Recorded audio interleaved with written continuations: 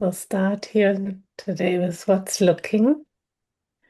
When we relax as what's looking, when we relax as what's seeing, then we discover love, wisdom, open intelligence. So open intelligence is what's looking.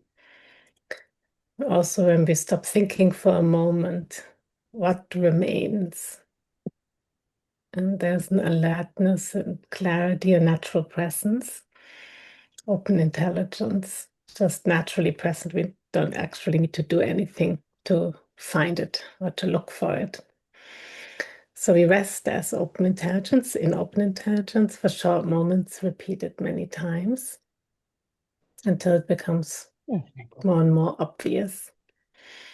And we become accustomed to this. The short moment grows longer naturally, so we don't need to prolong any kind of short moment. So the short moment is the practice to confirm and to recognize just for a short and brief moment that open intelligence is naturally present as what's looking, just naturally present. And the crystal ball here is a powerful metaphor, seeing that it's indestructible. It isn't affected by the images that it reflects in it. And that's the same with the nature of mind, with open intelligence, no matter what the appearances are, thoughts, emotions, sensations, we call them data. No matter what they are, just right now, open intelligence isn't affected by it. It is its dynamic energy. All these appearances are the energy of open intelligence.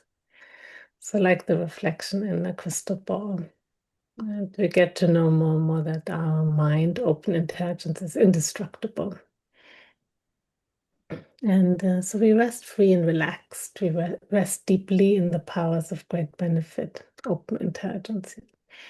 We let open intelligence rest naturally, potent and free from the need to control the flow of data. So we don't need to do anything with the thoughts and emotions, the flow of data. Whatever comes and arises, we take a choice to rely on open intelligence rather than going with analyzing or trying to change the content of the mind. Try to change the emotion into a better emotion, or having better thoughts, more calm sensations, more calm thoughts. And so getting to know open intelligence means also that we are getting to know the empowerment in ourselves, the powers of great benefit, which becomes more and more clear in our own direct experience. Once we take short moments, we want to see it and feel it and experience it in our own experience rather than having any kind of ideas about open intelligence, like being of great benefit. Then we have ideas about what that means. So taking short moments is simple, but also profound in the shift it empowers, just in the way how we use our mind, how we use our speech, and also the qualities and activities that flow from it. So by getting accustomed to this, our recognition of open intelligence becomes stabilized, able to remain steady. Yeah. So we become accustomed, more familiar with open intelligence and this instinctive recognition. It's instinctive, it's spontaneous and natural, becomes more and more like steady, stable. Mm. And Open intelligence is the power to know. All our thoughts and emotions are the dynamic energy of this intelligence. Data appear and vanish naturally within open intelligence like the flight path of a bird in the sky. Open intelligence empowers the natural potency we have to be of benefit to all. It's a beautiful flight path there. And you can see that you don't see a path, right? You just see the bird. And the same is true with our thoughts and emotions. We think there is a flight path. We think there is like a continuity or a trace, but there is really only the momentary experience, whatever that is. And the more familiar we become with open intelligence through the direct recognition, through the short moments practice, open intelligence itself is what becomes that continuous steadiness of our being, you could say. That's what becomes primary. So all the data continue to do what they do, but instead of con uh, constantly being drawn into the data or trying to manage the data, trying to control it, trying to avoid it, it can just all flow freely, just like the bird flows freely in space and leaves space unaffected. So too in sky-like mind, nothing needs to be done about the bird-like thoughts and emotions, if we stick with the metaphor. We rest naturally in short moments of potent open intelligence. We recognize that all data are naturally present within open intelligence and do not need to be changed. So, in the recognition of open intelligence, we find that there is this innate stability, this innate clarity and a warmth, a steadiness that doesn't require us to do anything with what arises in our mind and heart any longer. We used to think that we find this kind of stability and clarity once we've dealt with our thoughts and emotions, uh, once we have the perfect set of inner and outer circumstances. And what we find here is that it's actually not needed. We can retire from this management position of constantly managing ourselves, our thoughts, emotions, sensations, everyone around us. We can just relax and enjoy the stability, the natural presence of open intelligence and love that's already here.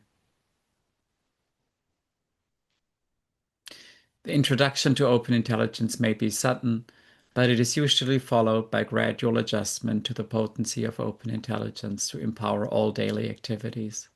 The four mainstays remind us to be gentle with ourselves and to rely on resting naturally and deeply in the powers of great benefit.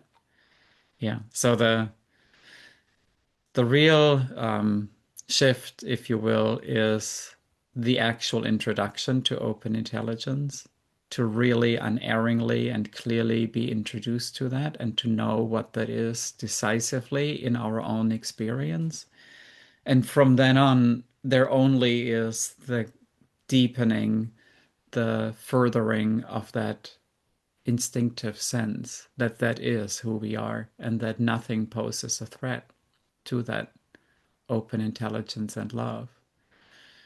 So, one short moment at a time, we become more confident. And then over time, confidence transforms into assurance and ultimately an unwavering certainty that this is who we are without any possible cause for doubt.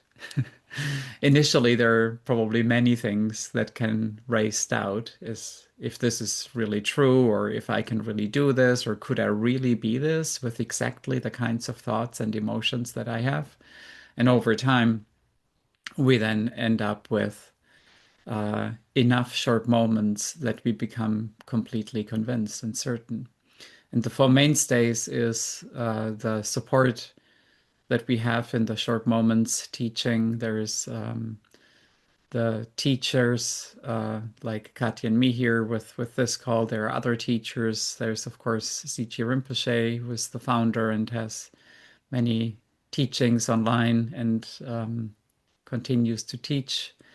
And there is also the practice, of course, of short moments, repeated many times, a community of people like we are here gathered together.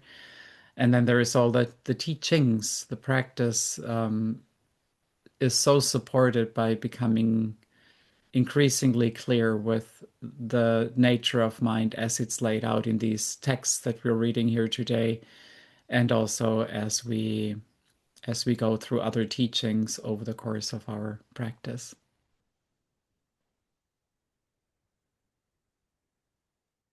Complete fearlessness is realized within data. At this point, we are not afraid to let data be unpredictable because we know it is a natural part of our existence. We are unafraid of fear, fearless in the midst of fear. We no longer hide out from open intelligence by emphasizing data. Yeah, that's a powerful paragraph. Getting to know complete fearlessness in my own experiences was a real relief, because seeing that it's within data, so it's realized within data, meaning also within fear, within any kind of anxious sensations, recognizing that any kind of thoughts or emotions don't really need to pose a threat by taking over and bringing the entire world into these kinds of small places where we just see the descriptions of the data. So in a very practical sense, there's when those data arise, we take short moments resting as open intelligence in the energy of open intelligence. And that naturally leads to the complete fearlessness. So initially, that might feel like a conceptual paragraph, and then more and more it's one's own direct experience. And we just have to show up for a short moment, or if we don't know what a short moment is, just coming here, listening to the teachings, or listening to the talks online, or reading or listening to the books. It confirms open intelligence and evokes open intelligence naturally. And then there's more and more that there is a fearlessness in the midst of fear, or any kind of data, really. And open intelligence becomes more obvious because the emphasis on data is naturally reduced. It's just a habitual way of like looking at data, analyzing, just seeing the data. But once there's an instinctive recognition and an introduction and an instinctive recognition, there's less and less that pull of data meaning something in of themselves. But open intelligence is not outside of data. It's like there's only data in open intelligence. So it can't be something separate or a certain set of thoughts and emotions that is open intelligence and everything else isn't. So it is like it all encompassing, all pervasive natural presence. And that becomes more and more obvious with the short moments and just hearing these teachings. So that and then it becomes obvious that if we plant open intelligence seeds, an unending field of open intelligence will grow. If we plant data naming seeds, the ceaseless fields of data will grow. So whatever we focus on, that's what opens up. And so it's the meaning gaining confidence in open intelligence occurs by taking short moments, relying on open intelligence and hearing open intelligence. Or we just continue with focusing on thoughts and emotions, and an entire world of that appears and is all we see. And relying on open intelligence for short moments, repeated many times, there comes a time when open intelligence becomes continuous, when we discover stable, spontaneous open intelligence at all times. And then simply rely on single-pointed open intelligence. Everything that shines forth is the expanse of open intelligence. So it's like light filling space and outshining everything, also the planets and stars that are visible at night. They're outshone. They're still there, though. Open intelligence shines. It pervades all space. Okay, I guess we'll pause here for today. so we can have shares and questions. Thank you, everyone. So if you have any questions, any shares, of how short moments are going, we'd love to hear.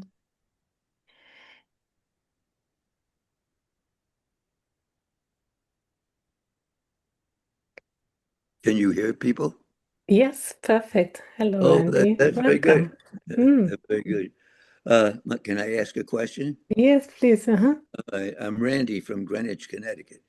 Um, at what point does this brief, I'm just getting into this. I bought the book and it's wonderful because it addresses the old question I have on that statement about resting in the nature of Alaya, the essence, because that's essentially what you're doing. But when does it become a practice? In other words, you say it lengthens. How long? Right now, I'm doing very brief bits on this, and it's getting to feel comfortable briefly. But you Mhm. say it lengthens. So how long does it lengthen? And how do you know when to continue more than less? Mm. Yeah, that's great. Yes, it becomes well, how long it doesn't have a specific time frame, but uh, but generally it becomes naturally obvious at all times. So the instinctive short moments become naturally longer. It's different for everyone, but it's always present. So it's already here, but that's clear. But in our own experience, it, it becomes just instinctive and obvious at all times without really a certain time frame. Mhm, I guess for mhm. some people it's like can be like after doing the 12 empowerments, and for some people it's but I don't want to put a time frame on there because it doesn't really mean that that is the goal necessarily, because in this short moment just right here it's already complete, and actually you can't even differentiate if that's a short moment or if it's obvious at all times. If you take this short moment right now, it's obvious. So, Yes, right? that's So right. that's your direct experience right there. And Well, there's you made it Mhm. clearer. Thank you. You're welcome. Yes. Yeah. Mhm. Good morning, Hello, everyone. Jan. Hi, Paul. Hello, Paul. Mhm. Uh, I'm about to explode again today. First off, I'm experiencing great joy that Randy's here and asking questions. Uh, it's great to see people introduced and experiencing the liberation of short moments. Uh, I'm I am absolutely stuck on page one of Empowerment 11. Uh, and yeah, my wife and I have a debate about whether expletives are appropriate in any situation. And I'm telling you, I feel like I need to use some expletives this morning to uh, explain and touch on the things that are so profoundly deep here. uh, I'll restrain myself. Uh, but this couple of sentences here, open intelligence benefit displayed in the four mainstays lifestyle is the solution in all problems, personal and collective. I thought that's fascinating. It's the solution in, not the solution for all the problems. The problems, open intelligence is the problems and the solution, uh, which is a very liberating thing to come to understand. There's one source for all of it. Mhm. and there's only one source to be the source for all of it. So we can just relax and let things flow on by and really do that rest thing. It's great. Open intelligence, another sentence here, by its very nature, primordial purity, open intelligence is spontaneously present and empowered to be of immediate benefit.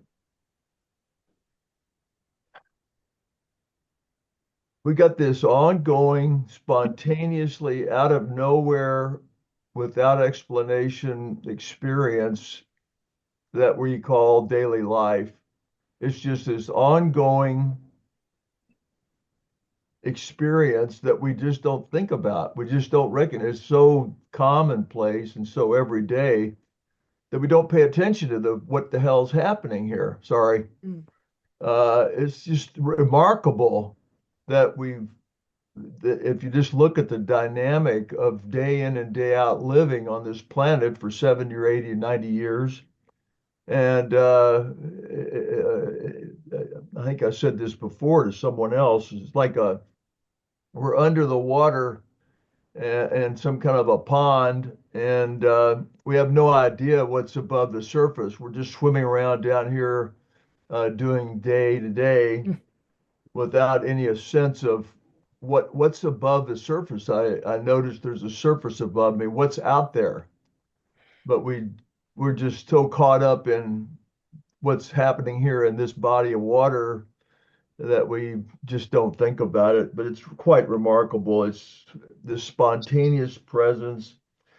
And then last thing, open intelligence is spontaneously presenting itself as the dynamic energy of all data.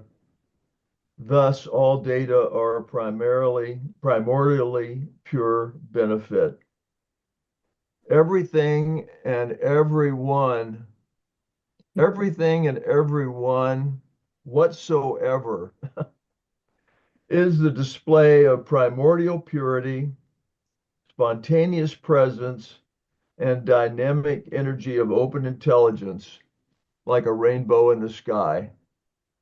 I mean, what more profound statement can you make than everything and everyone whatsoever is open intelligence, open dynamic energy of open intelligence? Just like, wow. So I'm rejoicing today to be with everyone. Well, thank you, Paul. That's wonderful to hear. And obviously, you were reading from Empowerment 11.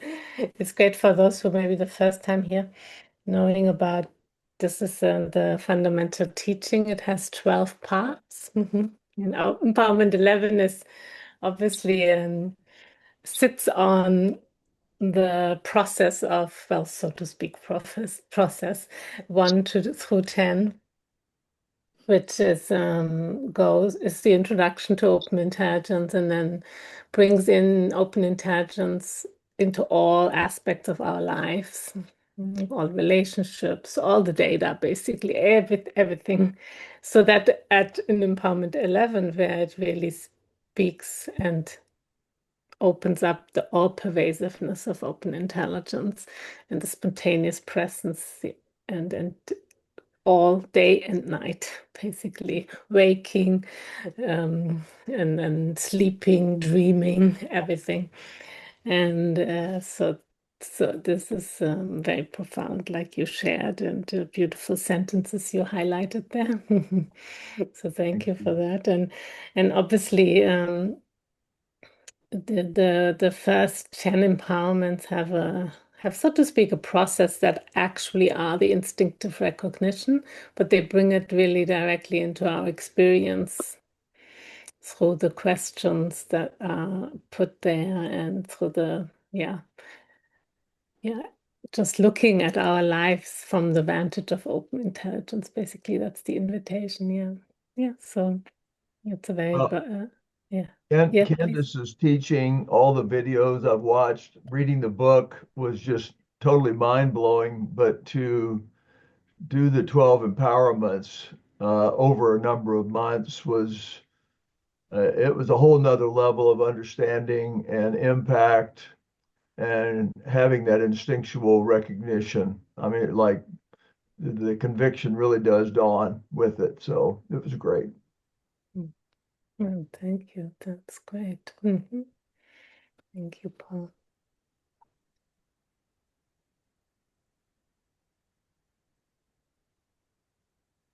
Great. Anyone else who has a question? Where can I buy the book you're referring to? I learned this through ZG's book. I'm learning it. Now you have another book. Where did the 12 steps come from? Yeah. Yeah, they're online. They are not publicly like available because we make it a circumstance where you have also the support to go through each of the chapters, basically. It's like Yeah, yeah.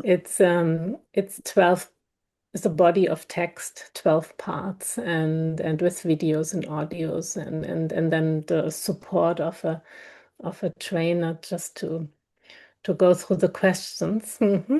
So we could be in touch. Jochen could be in touch and share with Fine. you how that works. All right, fine. That's fine. Thank you. Yeah, yeah, perfect.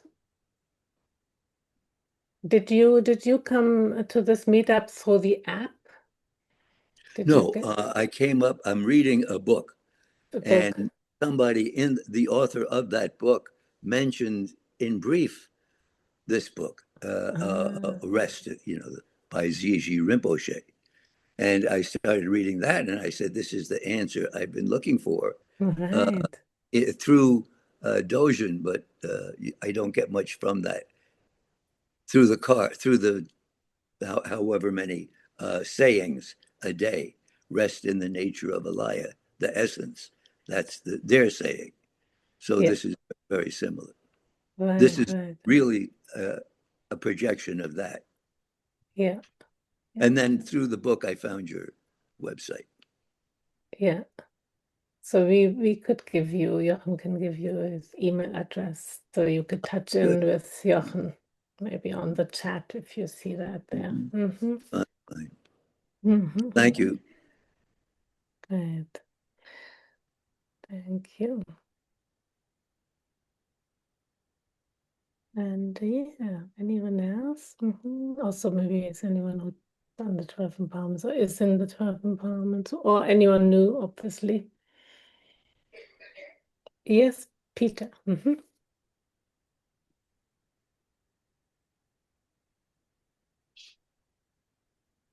Hello, everyone. I'm Peter. I'm from the Netherlands, so it's early evening here. And I've Yes. been watching videos by Candace the last few months, and I found it very profound and beautiful and inspiring and sounds very true. I have a question.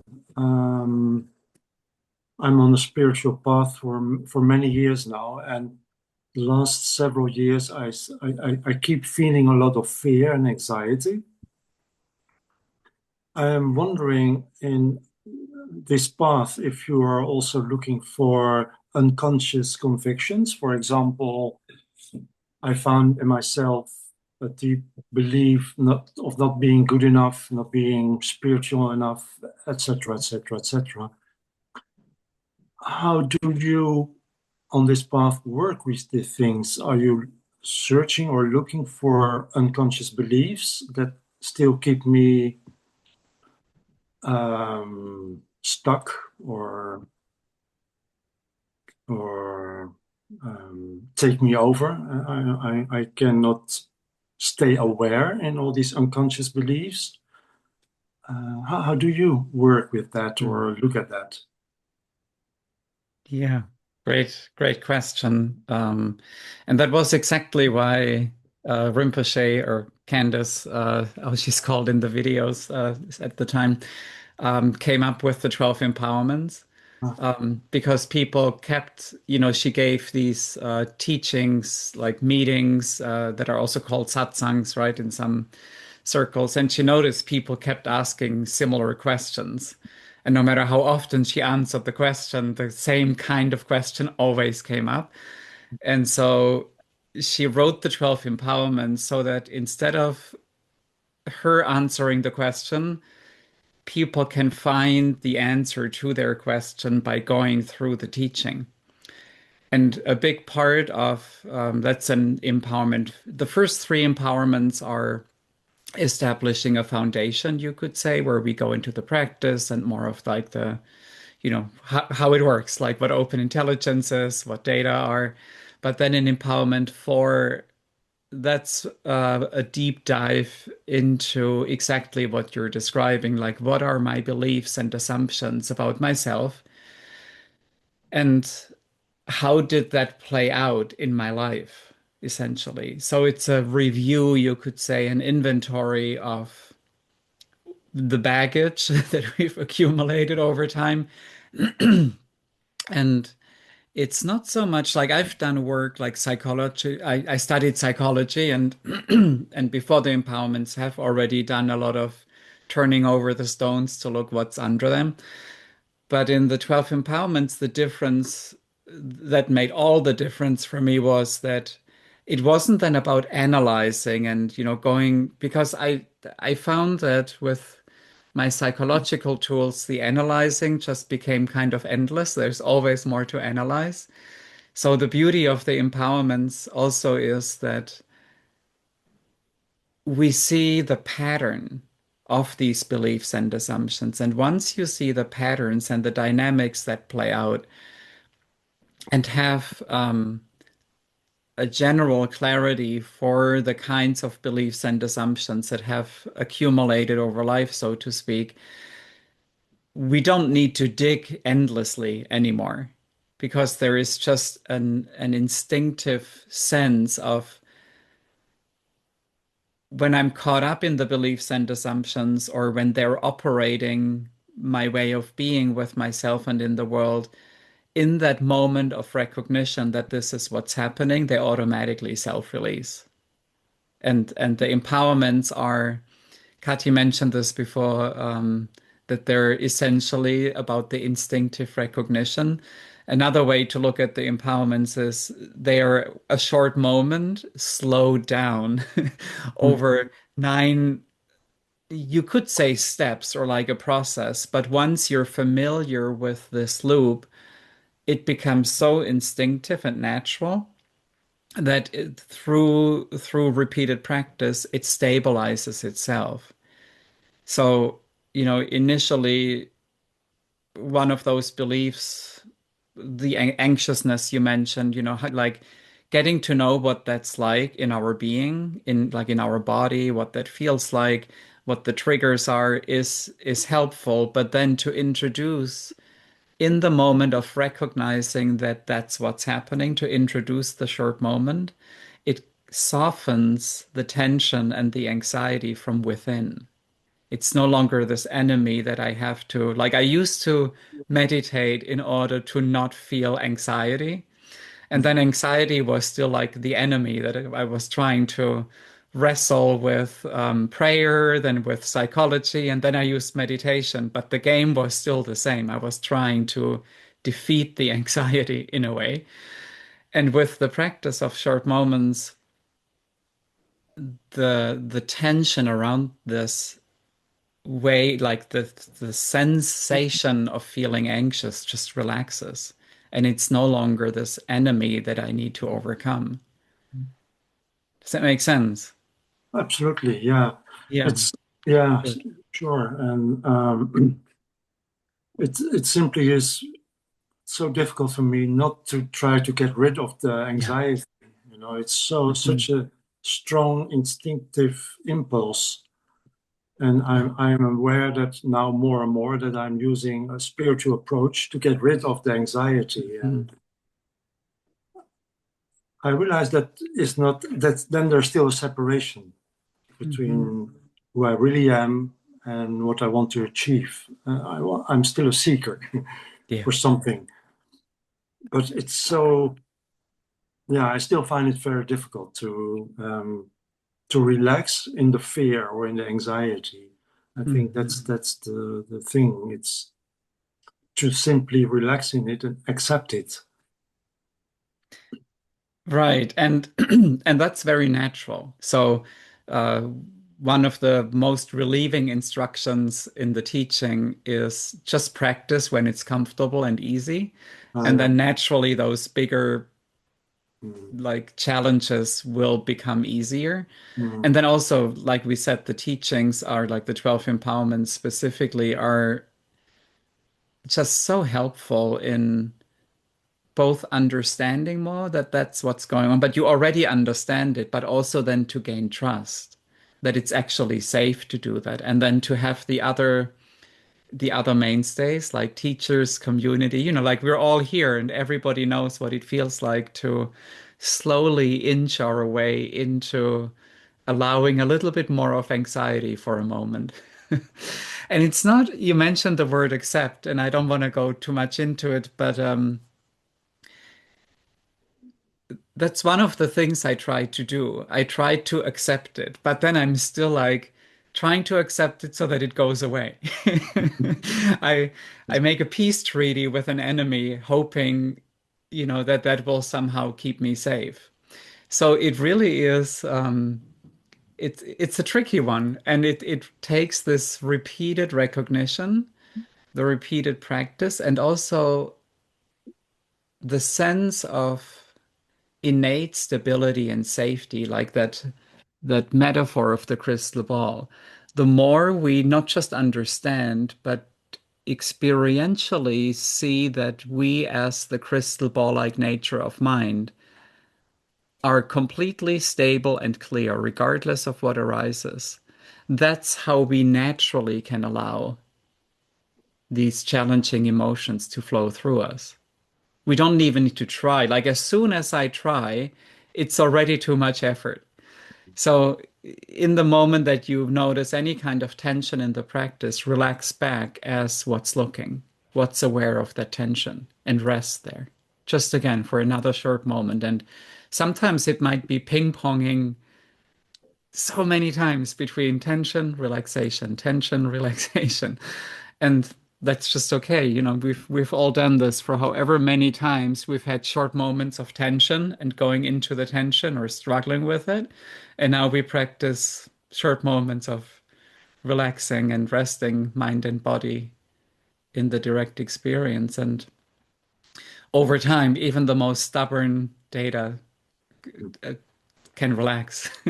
But it takes whatever time it takes. And I've been doing this now for 20 years, and I couldn't say for sure that there aren't any data that might come up at some point where I go back to practice many short moments. At the moment, it feels like plain sailing. Whatever data feel like is just what they feel like. But traditionally, even the most amazing practitioners have considered themselves still practitioners. Mm. So there really isn't an end to this deepening.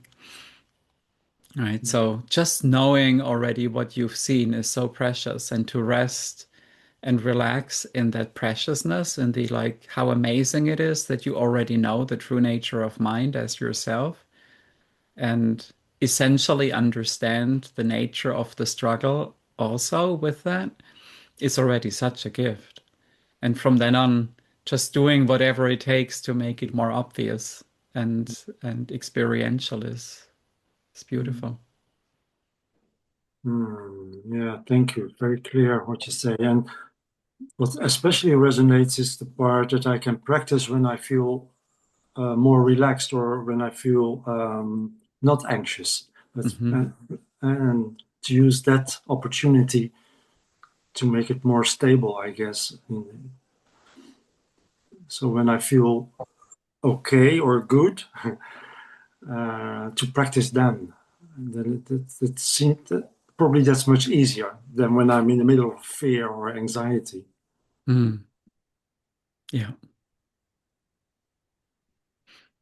Slowly. One short moment at a time. One shot at a time. Yeah, I like that. Yeah. We Thank you could, very much. Yeah. yeah, we could send out the introduction training where it also points to practicing with easier data. Maybe we could send it to everyone here or in the next newsletter. And then it has a text as well, and then questions, and it has a similar format to the 12 empowerments. And that body of text, just how it evokes open intelligence. And one of the questions says, when is it easiest to rely on open intelligence? So, or take short moments so that one really can see, that's really already just good to practice with easy moments or easier moments. So, because then confidence is gained, and that confidence is everything. Yeah. Mhm. Yeah. There's no doubt, and that confidence brings such trust and openness through all difficult times in life. So that's what I experience after long practice. Mhm. Thank you. Okay. It's very clear. Yes. Right. See anyone else has a question or yes, Wendy? Oh, maybe it was just the sound.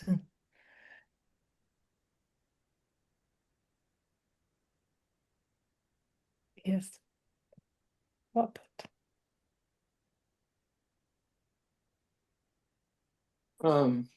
I started the empowerments and I finished the third one.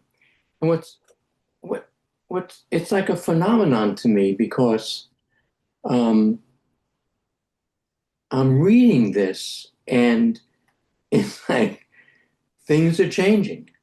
It's almost like spontaneously. I'm going, well, let's see if empowerment 3 will create a change or empowerment 2 or 1.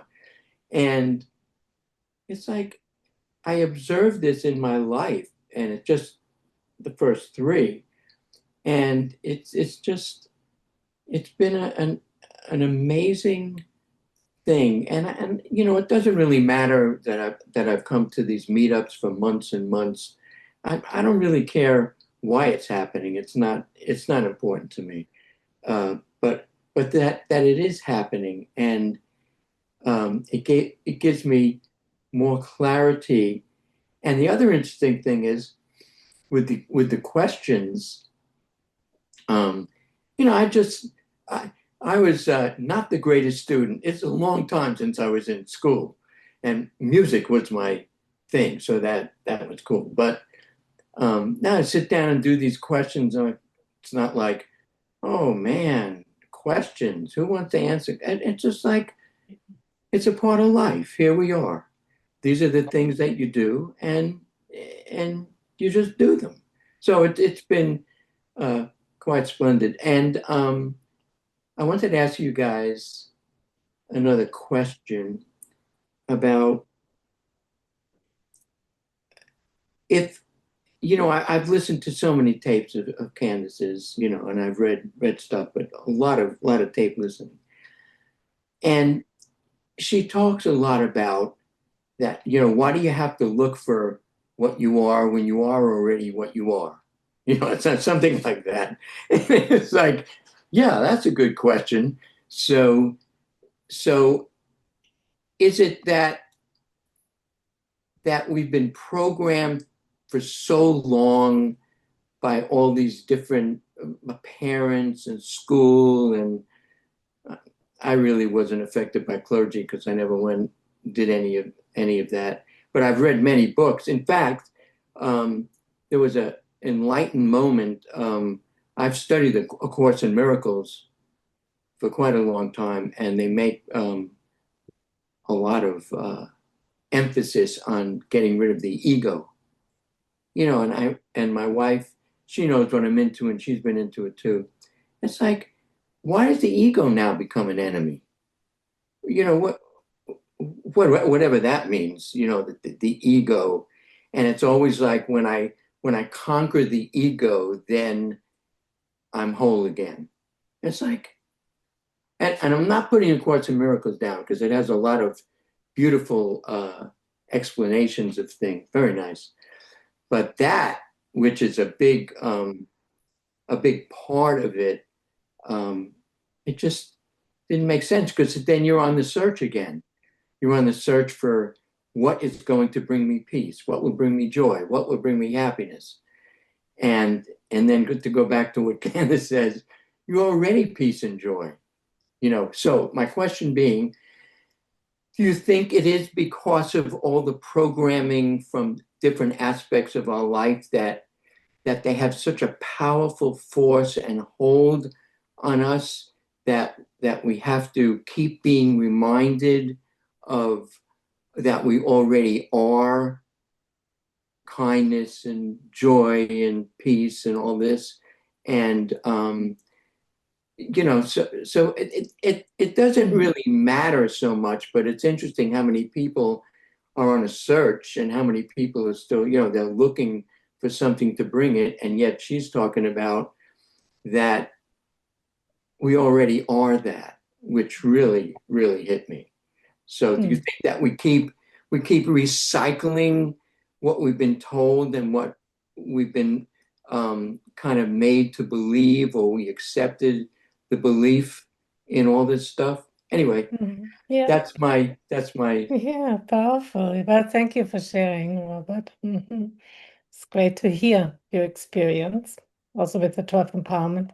And then your question, yes, exactly. I think, well, simply seeing that we are already open intelligence and nothing else, seeing how we've actually trained in who we are, what everything is, all the belief systems, simply by hearing it, writing about it, and speaking about it, and yes, so simply that.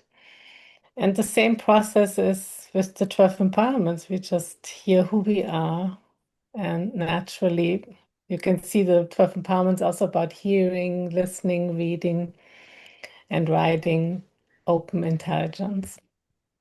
Inseparable from life. Obviously, we're not like turning away from something. We're actually staying in the midst of life, but recognizing the fundamental nature of everything, which opens up all the belief systems, and you see everything from a vast view, top of the mountain, instead of being in one or a couple of belief systems, all the descriptions. Yeah. So yes, it's simply by training up in beliefs and the content of our mind, including believing that there's an ego that is that is the bad thing in us. Yeah. Or original sin, or could be anything that we've learned. And it's collective as well, obviously. Original sin is not something that, even if someone isn't religious, there is an underlying belief in society. And yeah, well, we could go on and on, but just in a simple way. So recognizing that is even like, yeah, there's, yeah. And then it's the same in spiritual belief, like it's the mind we need to tame. So I always thought about this mind thing I need to, and then Candice Rinpoche said during the empowerment, well, put this mind on the list, this mind that you want to tame, and also like figure out what it is, right? And it's powerful, because then it becomes in your own experience clear what these kind of belief systems and subtle and descriptions, ego or mind or anything, they appear as open intelligence, as energy, and they are something due to the repetition of believing as it being something that we need to work on. Yeah. Yeah, so the search stops in that instinctive recognition and more confidence. We for example, had all these the 30-day meditation retreat Vipassana lined up before we did the 12 empowerments in India. And we already paid for it and everything. And I was so committed in meditation. Then we did the 12 empowerments, and I thought, wow, even though maybe sitting quietly is nice, but I'm definitely not going there because it was just all so clear, and it doing the 12 empowerments, and something completely shifted there. Yeah, that hard work of the Vipassana has 10 hours. I love it. I loved it, but it was, I always thought, well, how can this go together with daily life? That will be difficult also for others and for oneself. Yeah. We don't need to change anything what we love to do, even meditation or anything, any prayers, any kind of ways of living and being. But when we know open intelligence as the fundamental essence of everything, it's a very different way of participating in anything.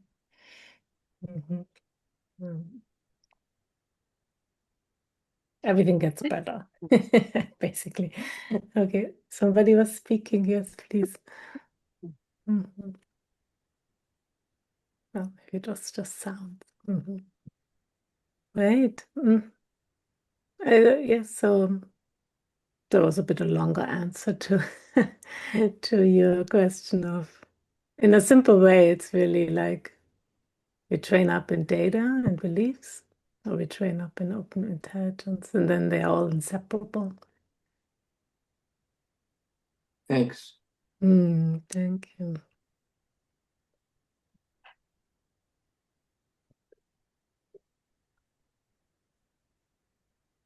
Anyone else would like to share today or ask? Tom?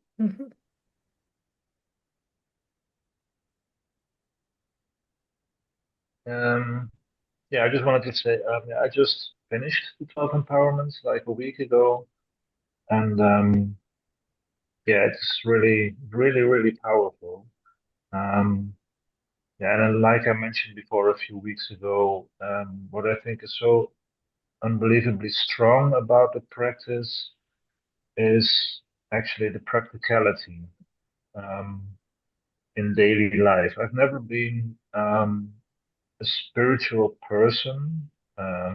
Was more like I always called myself an atheist, and I probably still do. So there's no search for anything higher or bigger or something like that. But my life has always been about reification, a lot of negative data streams in all kinds of circumstances, like in myself, towards others. What am I doing with my life? Am I good enough? And so stuff like that. A lot of data is appearing, and what is so strong about what I believe is so strong about this practice is that I actually noticed a shift in my whole perception. Just by taking a short moment, by going through the empowerment, seeing my data streams as they are, yeah, talking with my teacher about this, showing up to these meetings, it's all making me so much more easeful.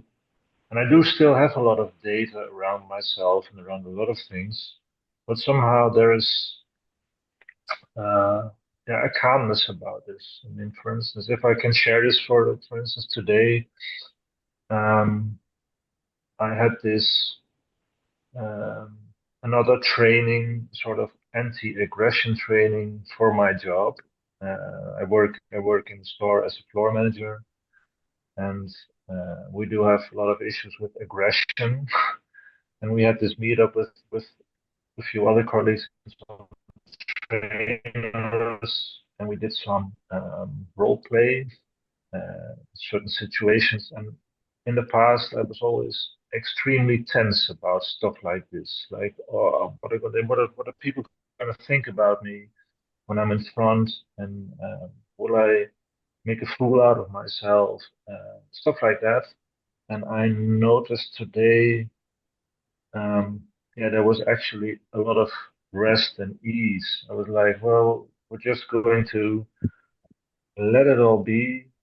And while I was there, I was actually taking a few short moments, and it functioned. That sounds maybe a bit strange, but it totally worked out wonderfully. I was like completely at rest with myself. Um, and if I compare that to a few years ago, I would be full of data, and I wasn't today. So it's just like I mentioned before, the practicality of the training is just so profound, I would almost say. And it's yeah. For Randy and Peter, I would say, well, I really recommend you to take the 12 empowerments. They're so wonderful, and for me, it was really life changing. So that's my share for today. It's wonderful.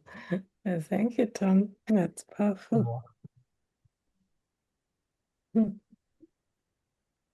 Natalie. Yeah, I just wanted to add that I have been engaged in Buddhist teachings and practice for decades, and it's wonderful, and I love it, and also the traditional teachings of Dzogchen.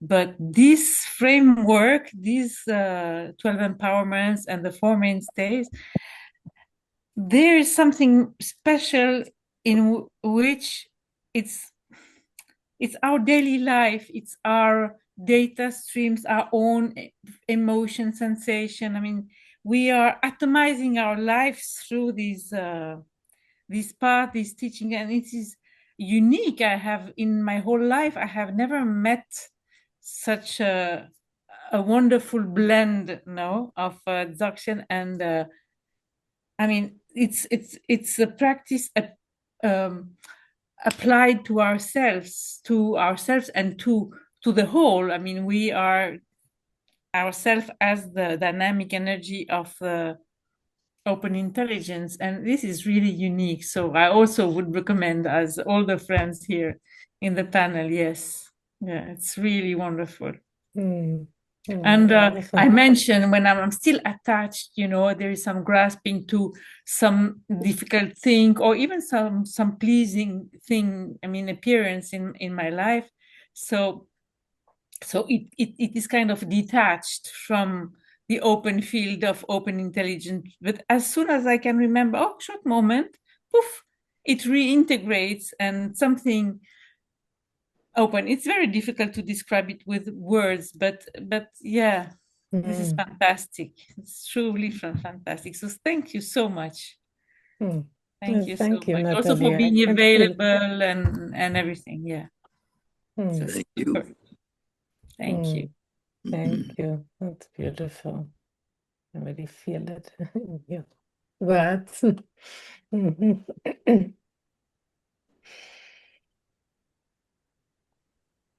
Oh, yeah. It's actually here, it's 10 o'clock. So, well, thank you, everyone. Thank you all for being here. And thank you. Beautiful to hear from you all, and very powerful and deeply heartfelt. Thank you. See you again next week. Thank you. Take care, everybody. Thank you. Thank you. Thank you all so much.